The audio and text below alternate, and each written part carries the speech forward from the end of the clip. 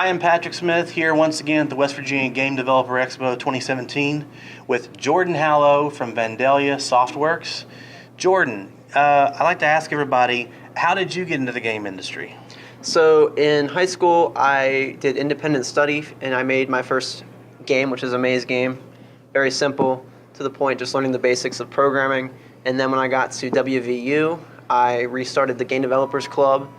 And through that, I've met a lot of great students that also have a passion for games like myself. And then this past January, Kelly Ayers, the director of the WVU Forensic Science Academy, approached me about maybe making the forensics program, their online program, into a game form. And that's how I've gotten here. So I've worked with the WVU Launch Lab, which is an entrepreneurship resource we have on campus, and they've helped connect me to investors, seed funds, and ways that I could help make this game into a reality.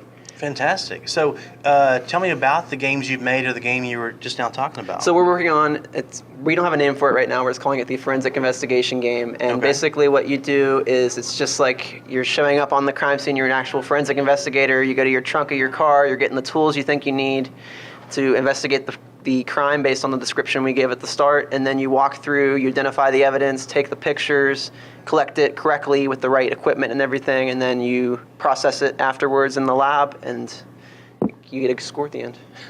Very cool. And it's randomized. It's the big the key differentiator. What makes it unique and innovative is that it's randomized. So the rooms change in the house. The specific crimes change. We're gonna have like sexual assaults, break-ins, murders, death scenes. So it's almost those kind of things. I know it's called like procedural generation. Kind of like a Binding of Isaac type of thing, where like the dungeon's always different. Yeah, that kind of thing. Yeah. Okay. So just out of curiosity, like if you just go in there and you see something and you just pick it up with your hands, is that going to affect the case at the end because you tamper with the evidence or chain of custody, stuff like that? So at the moment right now, you lose points for that. That's awesome. Okay.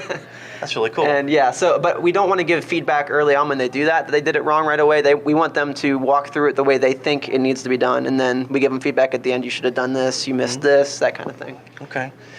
Do you have any advice for someone who may be saying, I'm not like him. I didn't immediately decide that I liked game development in high school. I didn't go to college for it. It can't be for me.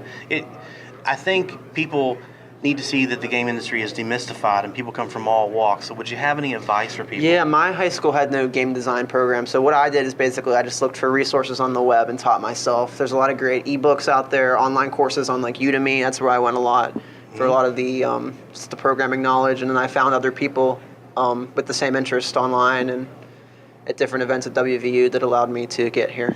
Okay, great. So, well, thank you so much, sir. Yeah. And enjoy the expo. Thanks. You too.